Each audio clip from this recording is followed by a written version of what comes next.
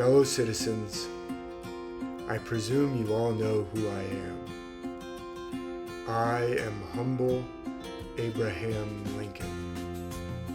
I have been solicited by many friends to become a candidate for the legislature. My politics are short and sweet, like the old woman's dance. I am in favor of a national bank. I am in favor of the internal improvement system and a high protective tariff. These are my sentiments and political principles. If elected, I shall be thankful. If not, it will be all the same.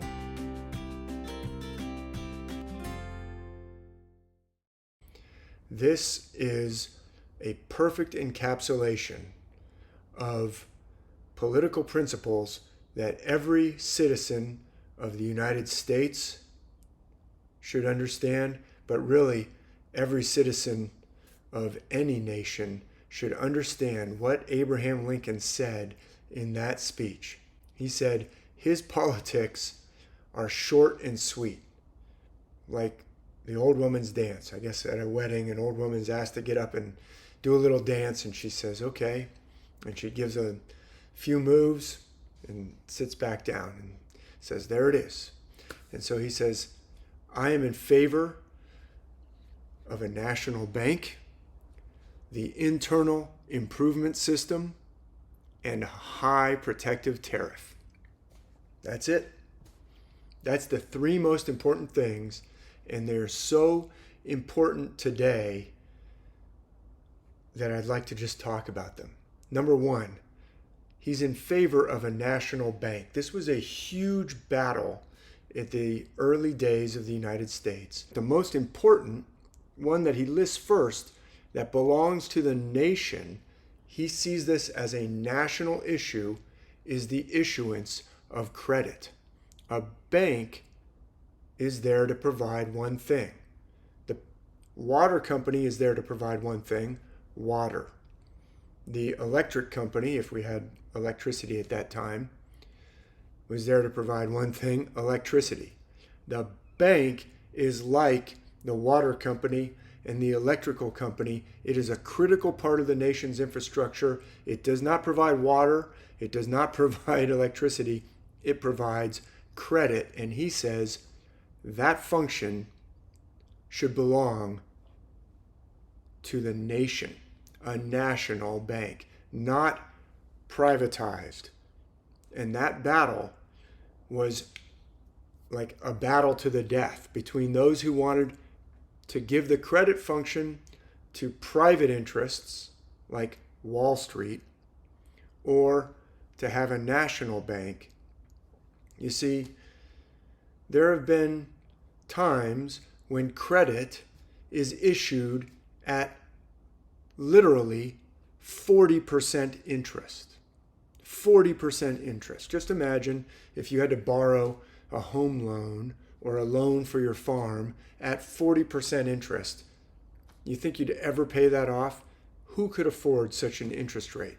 But private banks will say, well, hold on. We've got to adjust the interest rates so that we don't go out of business. You see, some people are very credit worthy and we can loan them money. Those are the people we really seek out. We want to give money to people who really don't need it. That's the ones we want to give money to, because if they don't need it, that means they're really secure financially and they can easily pay it back. We'll give them loans at 5% interest, 6% interest, 4% interest, 8% interest, 3% interest, whatever.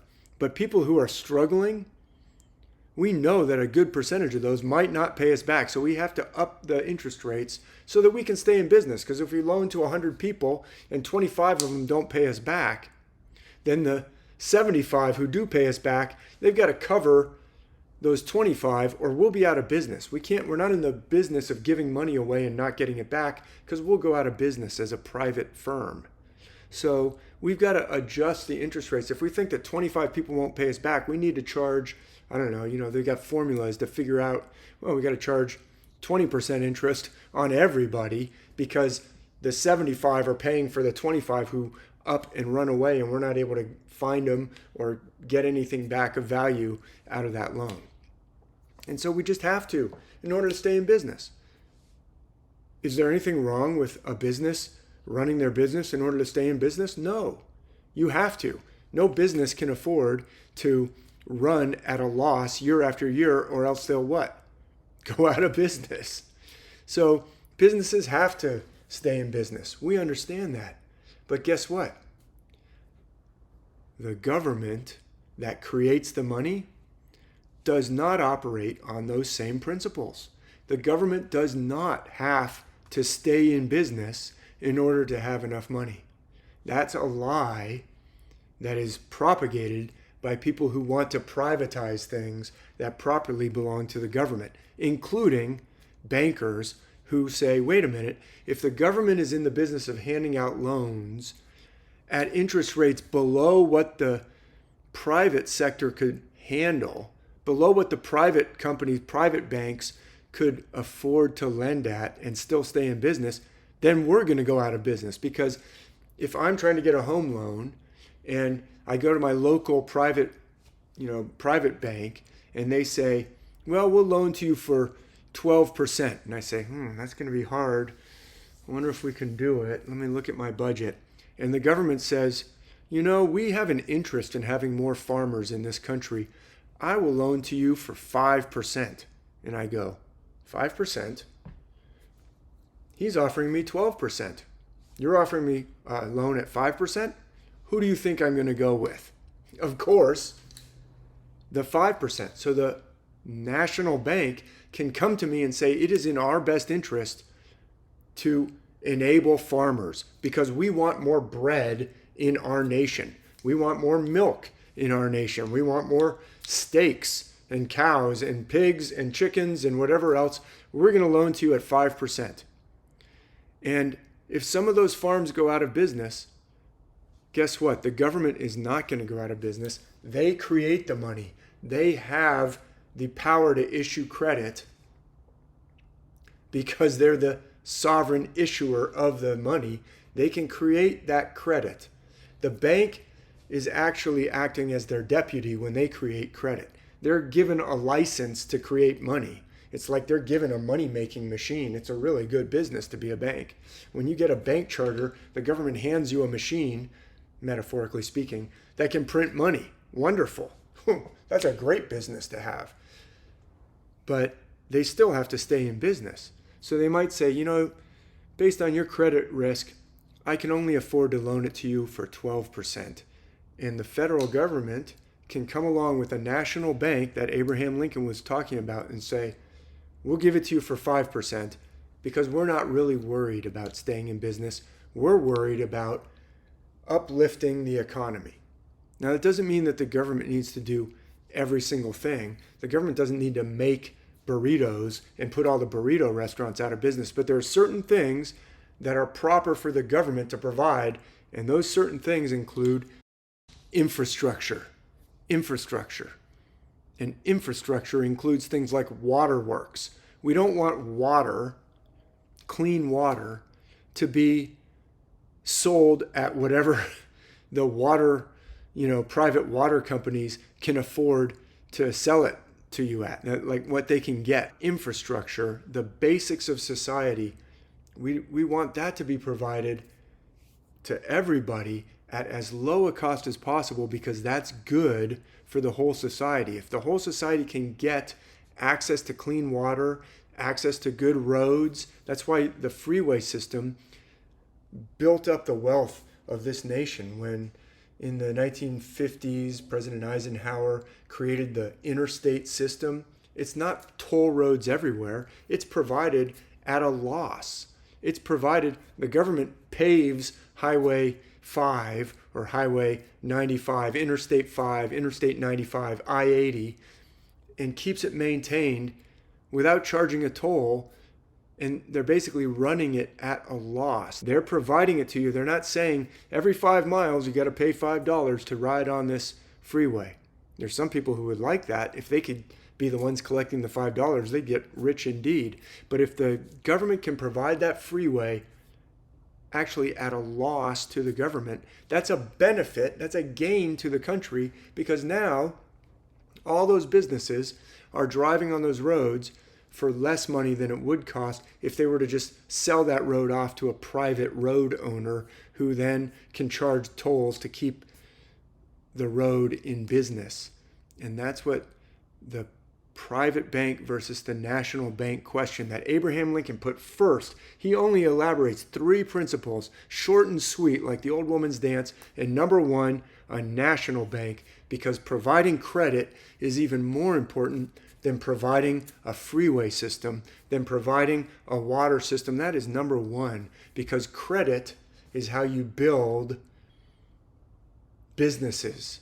If I want to build ships, big ocean-going vessels, that's going to cost hundreds of millions of dollars. And if I have to save up all my life in order to build, one ship, probably I can save my whole life and never be able to build one ocean-going ship and start a shipping company. I need credit if I'm going to start a shipping company or a Zeppelin company or a capital-intensive company, a railroad company. So credit is essential so that I don't have to save up hundreds of millions of dollars. I can use credit and then pay it back.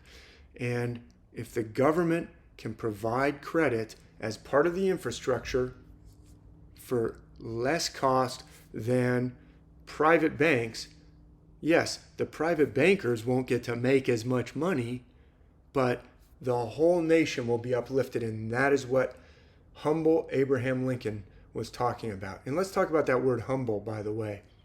He starts off with, I am humble Abraham Lincoln. Is he just being false humility? He's saying, what does humble mean? Humble means low, of the earth, of the people, chopping wood, grew up in a log cabin. Actually, for some of the time that he was a little kid, he had 3 walls on his log cabin, from what I understand. Like, his family wasn't even wealthy enough to have a log cabin with 4 walls, but at least 3 walls keeps most of the weather out. That's pretty humble. What he means by putting that in there, he's not, humble is the opposite of what? Elite. Special, upper 1%. He's saying, I'm not 1%. I am non-1% Abraham Lincoln. I'm not holding myself up as an elite. I am humble Abraham Lincoln of the people, and I want to uplift the nation. And here's the way you do it. Number 1, a national bank. You can imagine if that was a big battle for the soul of this country, which side won? Do we have a national bank? No, we don't. Okay? We do not have that. We have private banks and Wall Street banking. There's nothing wrong with having private banking for certain functions, but a national bank can loan to certain places that private banks may not even want to touch. They might say, I don't want to loan to, a business in the inner city. That's too risky for me. A national bank can say, I don't really need to worry about risk because I am the nation sovereign issuer of the currency. I can afford to issue credit and never go out of business. And I can loan to people that the private banks would never loan to. You see, there's people who are overlooked by the banks or who are excluded by the banks. There's all kinds of reasons to have a national bank, all of them very good. There's one reason to not have a national bank, and that is private bankers make less money if they have to compete against a national bank. Same thing with a U.S. Postal Service. A fantastic postal service makes it harder for private postal companies to become rich. The better you have of a national postal service, the harder it is for private postal service. But they could still, maybe find a niche where oh, well, for these types of packages, the U.S. Postal Service might not be your best option.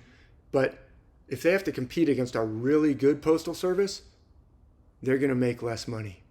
And so they don't want a good U.S. Postal Service. But that is an important infrastructure, the communication structure. We'll get to that in a minute on internal improvements. But there's only one reason not to have a national bank, and that is bankers don't like to have to compete against a national bank because they make less money. That's not a good reason. That's only a good reason for a very small percentage of the people who are connected to the banking industry and don't want to have to compete against a national bank. Humble Abraham Lincoln was for three things, and the first one was a national bank. Number two, related to it, internal improvements. Part of that issuance of credit is to build up the industry and the infrastructure of the nation so that we could have high-speed rail or bullet trains. Back in Lincoln's day, it was so they could just build rail to connect and ship things more efficiently across the country and move people around. We don't have any high-speed rail in the United States. You know why? Because it doesn't work here. High-speed rail only works in China and Japan. Bullet trains, apparently they don't work over here in North America. We can't build them. Why not? Internal improvements are national infrastructure is beneficial to the uplifting of an economy and the standard of living for everybody. And Abraham Lincoln, number 2 point of his short and sweet political principles was, I am for internal improvements, canals, waterways, ports, railroads, roads. I mentioned the national highway system later on. Those are all internal improvements. The United States used to be building lots of internal improvements. We're basically still today using the internal improvements of previous generations before that finally got choked off. We built a wonderful highway system in the 1950s. Today you've got infrastructure packages that have clauses in them that say no new lanes can be added. Not only do they not want to add more roads, they don't even want to add more lanes to the freeways that we've already got. Why would that be? We could have less congestion, less traffic jams if we added more lanes. There's an anti-internal improvements, an anti-infrastructure mentality, philosophy is absolutely detrimental to the standard of living of the people, but it does benefit a small number of connected, basically oligarchs and elites. So when Abraham Lincoln says, I am humble Abraham Lincoln, let me tell you what's good for the nation. Number one, a national bank. The credit system as part of infrastructure should be provided by the nation. Number two, infrastructure, internal improvements. That is things like universities.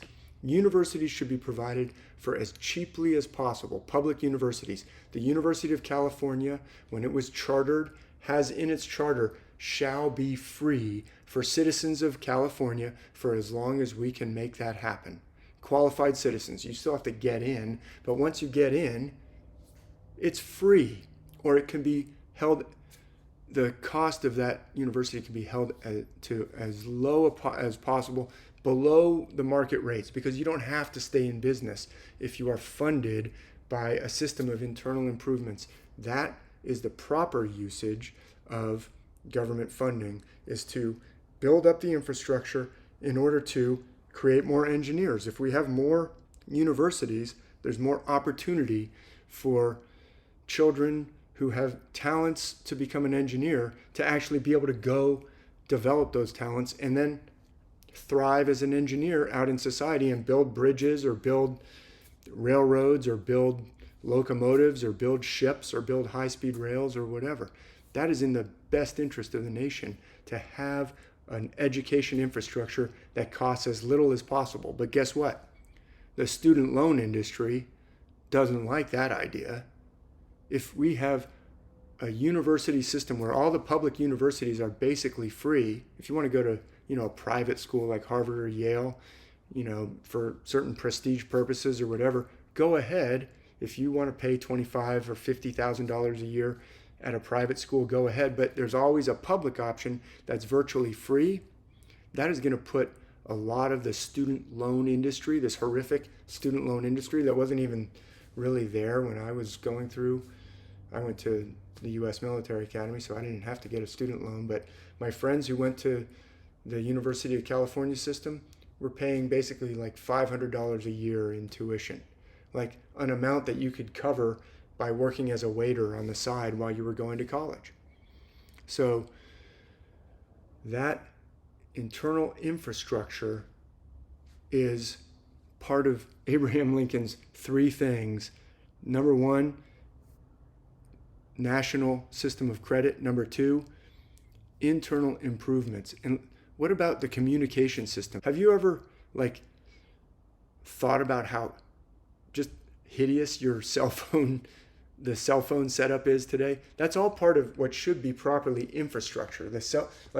I pay over $200 a month for my cell plan to get crappy reception, get throttled back on speed if I go over a certain number or whatever. And if I have a problem and I want to try and call, you will literally, just this weekend, I was on hold for an hour and 20 minutes trying to change something about my plan. It was actually on a Friday, so weekend isn't even the excuse. I was literally on hold over the course of that call for an hour and 20 minutes, still didn't get it fully resolved, and spoke to two different reps with 40 minutes of hold time in between. Two different reps who, were as helpful as they could be, but the horrific customer service is because they're paying as few people. They're collecting all these nice fat monthly checks from everybody who needs a cell phone, which is just about everybody. They're giving you crappy service, and they're hiring as few people as possible to handle, whatever issues you may need to resolve, so that you can just wait on hold for an hour and 20 minutes. What are you going to do? Where are you going to go? There's 3 carriers to choose from, and they're all crap. That's wonderful. Let's privatize it. It'll be so much better than if the government were to run it. The government is responsible for providing infrastructure, communications infrastructure. We could have a glorious, wonderful cell system that, different companies could offer you your cell service, but we could have this wonderful infrastructure that's provided by the government, because really the airwaves are they're part of the commonwealth of the nation. The airwaves, the spectrum, is auctioned off by the government to the private operators. Anyway, that is all part of infrastructure that Abraham Lincoln's talking about. Internal improvements. The horrific system we have today is because the short and sweet politics of Abraham Lincoln have been overthrown by the anti-Abraham Lincoln neoliberalism. It's a clunky word that nobody understands what the heck neoliberalism means. It's not even fun to say neoliberalism. I like the short and sweet politics of Abraham Lincoln, and anti-Abraham Lincoln policies. Neoliberalism is what we're suffering through. The horrific levels of homelessness and poverty and indebtedness is all because of anti-Abraham Lincoln politics, neoliberalism. Privatize it, don't have a national bank, don't have internal improvements, let your infrastructure just rot, and make it as expensive as possible so that the operators of that rotting infrastructure can make a whole ton of money while the people just suffer on hold for an hour and 20 minutes to try and get anything resolved. And they just get lower and lower service for higher and higher amounts of money. That's what neoliberalism is about. And then the third one is he's for high protective tariffs. That's like anathema to the neoliberal, to the anti-Abraham Lincolns. They want free trade. We don't want any tariffs. Abraham Lincoln said, I want protective tariffs because I want to protect my national industries. I want to protect my national farm industry. I want to protect my national fabrics or textile industries. I want to protect, and we've been so brainwashed over the last 100 years of neoliberalism striking back against the Abraham Lincoln system, this American system that made so many strides in improving the standard of living of the people, what Abraham Lincoln was articulating in these 3 points, that today you don't even hear people saying a high tariff is a good idea. No, we want cheap sugar, we want cheap textiles, we want cheap goods from overseas. And I think it might have been Abraham Lincoln. Somebody said, if you want cheap, you'll get cheap. You want it cheap, you'll get it cheap. I think Abraham Lincoln actually said something like that when he was, argued against about the high protective tariff. You see, free trade enable oligarchs to take over the resources of other countries. Like NAFTA was a smashing down of all the tariffs. NAFTA, under Bill Clinton, who was a big neoliberal, anti-Abraham Lincoln, smashed down all the tariffs, and the poor farmers of Mexico were suddenly flooded with less expensive corn, less cheap corn, cheap wheat, cheap agricultural imports from the United States on purpose to put them out of business. Why? Why would you want to put them out of business? Oh, it's better. Cheaper corn coming in from the United States. Everybody benefits. No, they don't. Now all those local farmers are dispossessed and can't grow crops and have to go figure out something else to do. A lot of them end up working on big farms here in the United States. But what else happens? Mexico can no longer feed its own citizens with its own crops because all of its crop producers have been put out of business. Now they're dependent upon American corn and wheat to simply stay alive. And so now the United States can say, hey, sell us your oil. We don't have all the oil we want. We want some of yours. Let our corporations come down there and mine your oil. And don't you dare tax them too much for that oil, or we might cut off your supply of corn and wheat. You see, now you're screwed because all your food crops have been wiped out by our flooding your market with our cheap food crops. We'll let you grow cash crops. A cash crop, what is a cash crop? It sounds like it's a good thing. Oh, I got a cash crop. A cash crop means a crop you can't eat. Like, you can't really live off of coffee beans. You can't eat coffee beans and really survive. You can't feed your kids coffee beans for breakfast and say, oh, have a good day at school, kid. Here's a bowl of coffee beans. You can sell those because it's a nice luxury to be able to drink coffee, but it doesn't feed your country. Bananas is the same kind of thing. You can't, humans aren't designed to just eat bananas for 3 meals a day. Those are cash crops that you can sell, but you can't really feed your country off of a cash crop. Marijuana, opium, those are cash crops. Nobody can eat opium for 3 meals a day and be healthy. That's a cash crop. It's not a food crop. So we'll let you, other countries, have cash crops, but not food crops, because if I flood you with my cheap food crops, then all your food crop producers go out of business, and I can get your resources by threatening to cut off your food. And you're not going to like that very much. You won't last very long once I've wiped out all your food if I start cutting off my food. So free trade sounds so great, but it can be used as a very insidious weapon to take your resources and prevent you from building up your infrastructure.